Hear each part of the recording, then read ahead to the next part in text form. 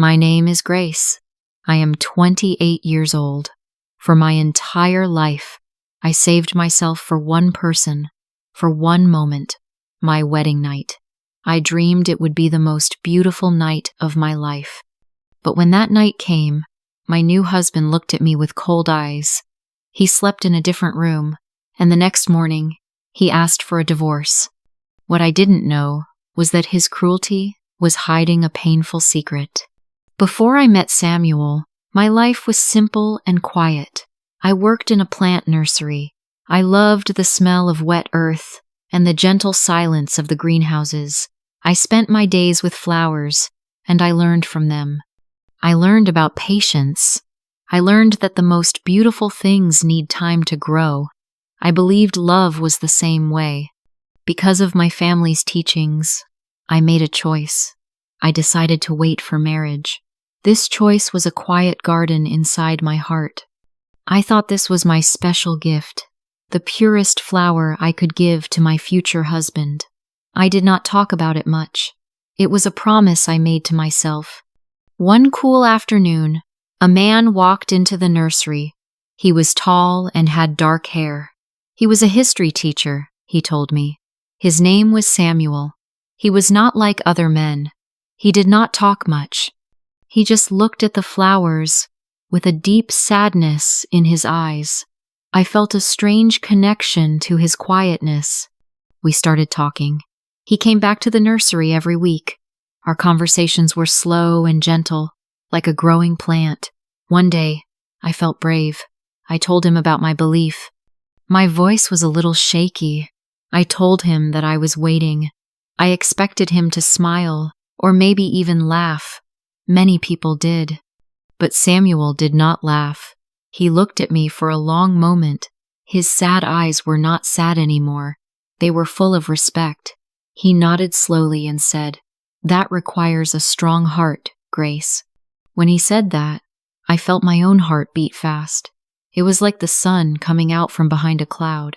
He did not see a strange girl with old-fashioned ideas. He saw strength. I fell in love with his quiet understanding. I thought, he sees me. He sees the real me. In that moment, I truly believed my waiting was over. Our time together was mostly quiet and calm, but sometimes a shadow would pass over Samuel's face. One sunny afternoon, we were walking in the park. I was happy. I talked about our future. I imagined a small house with a big garden, filled with the laughter of children. Suddenly, Samuel stopped walking. He looked down at the path. His smile was gone. "Life is not always a happy story, Grace," he said. His voice was flat and empty. I felt a strange coldness from him, like a winter wind on a summer day. I didn't know what to say. Then, just as quickly, the shadow passed. He looked at me, and his eyes softened. "I'm sorry," he said. "I'm just tired." I wanted to believe him. The next day, he surprised me at work with a single white rose. "For your pure heart," the small card said. For a moment, I thought everything was fine. I told myself that he was just a serious man, a deep thinker. His moods were a part of his thoughtful nature. A few months later, we were in the quiet city library. He took my hand. His touch was cool. "Grace," he began, "you are a good woman. I believe we can build a stable life together. I will be a responsible husband. Will you marry me?" He proposed in the library. It was very formal. He talked about responsibility and stability, not about passion or a great love. A part of my heart wanted more. It wanted poetry and fire. But my mind whispered, this is what a good man is like. Stable, serious, safe. So I said yes. The wedding preparations were simple. Samuel let me choose everything. The flowers, the music, the simple white dress. It felt peaceful. I thought his quietness was a sign of his complete trust in me. He was giving me the wedding of my dreams. The day came. I stood across from him in the small church. He looked handsome in his dark suit, but when he put the ring on my finger, our eyes met. I expected to see happiness. I expected to see love. Instead, I saw a deep, profound sadness. It was there for just a second, a flicker of pain in his dark eyes. Then it was gone, but it scared me. I felt a shiver run down my spine. I didn't know that sadness was not about me. It was about his past. That night, back in our small new house, my heart was beating fast. This was the moment I had waited for my entire life. I changed into a simple white nightgown I had kept for years. I felt shy, but also incredibly happy. I walked out of the bedroom. Samuel was standing by the window. He turned and looked at me, but his eyes held no desire. There was no love. I saw something else in them. It looked like pity, and under the pity, there was a quiet anger. "Are you sure this is the life you want, Grace?" he asked. His voice was cold. "To live by someone else's rules? To believe in old, empty promises?" I didn't understand. "What do you mean?" I whispered.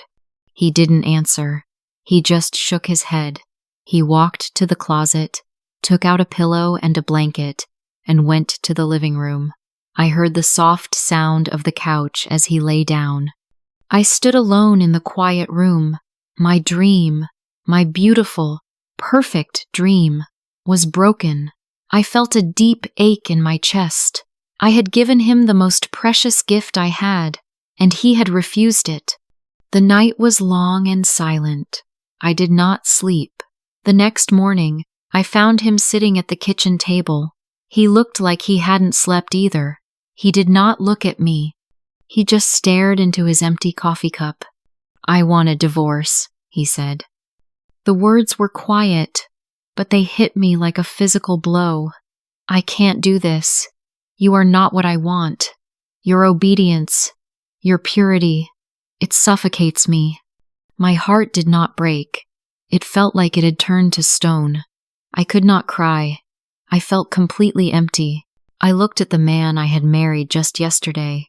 He was a stranger. I nodded slowly. "Okay," I said. My voice was just a rough whisper. I stood up and walked to the bedroom to pack my small suitcase. He did not stop me. He just sat there, silent. His books were everywhere. He was a history teacher, after all. In his small study, I gathered my few things. My hands were clumsy. I knocked over a tall stack of books from a shelf. They fell to the floor with a heavy thud. As I picked them up, I saw a small, old book with a worn leather cover. It was tucked between two larger volumes. It was not a history book. It was a diary. I don't know why, but I opened it. The handwriting was delicate and old-fashioned. It was a woman's writing. Curiosity was a stronger feeling than my sadness. I read the first line. My breath caught in my throat. May 10th. Today, my husband told me again that a good wife must be silent and obedient. This silence is killing me from the inside. I sat down on the floor, forgetting my suitcase, forgetting everything. I kept reading. I read about a young woman who loved to paint, but her husband told her it was a sin. I read about a mother who was not allowed to hug her own son when he cried, because her husband said it would make the boy weak. I read about years of quiet loneliness, of a soul slowly dying under the name of purity and faith. A warm tear fell onto the old paper, then another. I held the diary close to my chest, and a great sob shook my whole body. I was not crying for myself anymore. I was crying for a woman I had never met. And I was crying for the little boy who had to watch his mother fade away. I was crying for Samuel. I heard a soft gasp from the doorway. I looked up. Samuel was standing there. His face was pale, like paper. He stared at the diary in my hands. I thought he would be angry. I thought he would shout. but he did nothing. The strength seemed to leave his body. He slowly slid down the wall and sat on the floor across from me. He buried his face in his hands. His shoulders began to shake. It was a silent, terrible kind of crying. The quiet history teacher, the serious, stable man, was completely broken. I sat there, holding his mother's diary, and I watched my husband cry. The silence in the room was heavy with unspoken pain. After a long time, he finally looked up. His eyes were red and full of a pain so deep I could feel it in my own chest. I was trying to protect you," he whispered. His voice was rough and broken. "I saw my mother in you. I saw the beginning of the same sad story. Your quiet obedience, your pure beliefs, they scared me. I didn't want you to end up like her, getting a divorce. It was the only way I could think of to set you free." He shook his head, his eyes filled with regret. But I was wrong, so wrong. I did not pack my bags.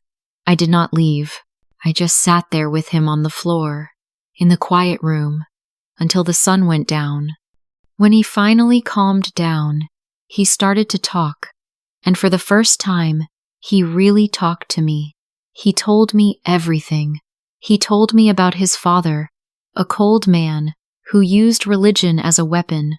He told me about his mother, a gentle soul who loved art but was forced to give it up. He told me about the silence in their house, a silence so heavy it felt like a sickness. He told me that, after his mother passed away, he found her diary, and on that day, he made a promise to himself.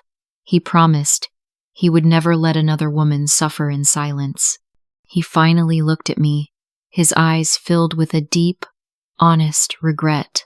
"I was so blind," he said. "I was so trapped in my own history that I couldn't see you, the real you, Grace. You are not like her. You have a quietness, but it is not weakness. It is strength. And I hurt you terribly. I am so sorry." That night, we did not sleep. We just talked. I told him about my own quiet life, about my own simple beliefs. He was not the distant history teacher anymore. He was a wounded boy. And I was not a naive little girl. I was the only person in the world who now understood his pain. We did not get a divorce. We tore up the papers. We decided to start again, not from our wedding day, but from that moment, on the floor of his study. Our real marriage did not begin in a church.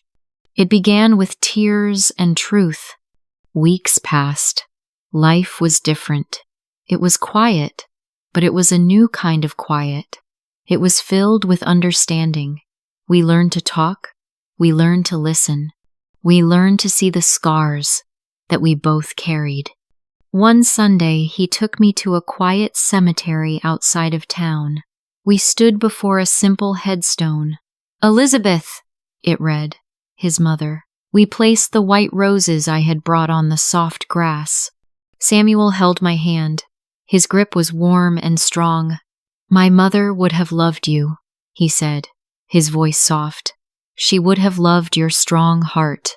That night, we were truly husband and wife for the first time. The room was dark and quiet, but there were no more secrets between us. There were no more ghosts.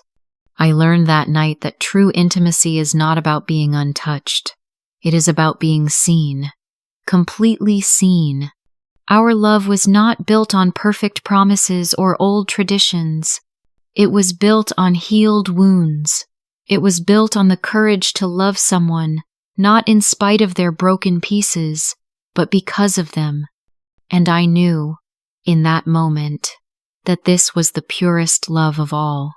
I learned that we all carry invisible scars from the past. Sometimes, people hurt us not because they are evil, but because they are trapped in their own pain. They build walls to protect themselves, but those same walls also keep love out. True love is not about finding someone perfect and unbroken. It's about having the courage to look past the walls, to understand the scars, and to love the person hiding behind them. We often see these stories as just tales, but they are mirrors reflecting our own lives in the modern world. Many of us enter relationships carrying baggage from our past families or previous heartbreaks. This story teaches a profound lesson about communication and vulnerability. Samuel's mistake was not his fear, but his silence. He built a wall around his pain instead of sharing it. In our relationships, we must learn that being vulnerable is not a weakness. It's an invitation for true connection. Secondly, it shows that empathy can be more powerful than judgment. Grace could have left in anger, and she would have been justified. Instead, she chose to understand, and that choice healed them both. Don't let your past traumas dictate your future actions. Seek to understand your partner's history and have the courage to share your own. True intimacy isn't about physical purity. It's about emotional honesty. When you can sit with someone in their darkest moments and offer them not judgment, but understanding, you create a bond that is truly unbreakable. That is a lesson worth learning. After listening to this story, what are you thinking about? What do you think about love and understanding? Please comment below. Let's share together and practice our English. If you believe in the power of healing and second chances, you can also comment yes. Please subscribe to Peak English Stories to learn English through stories every day. Thank you for your kindness.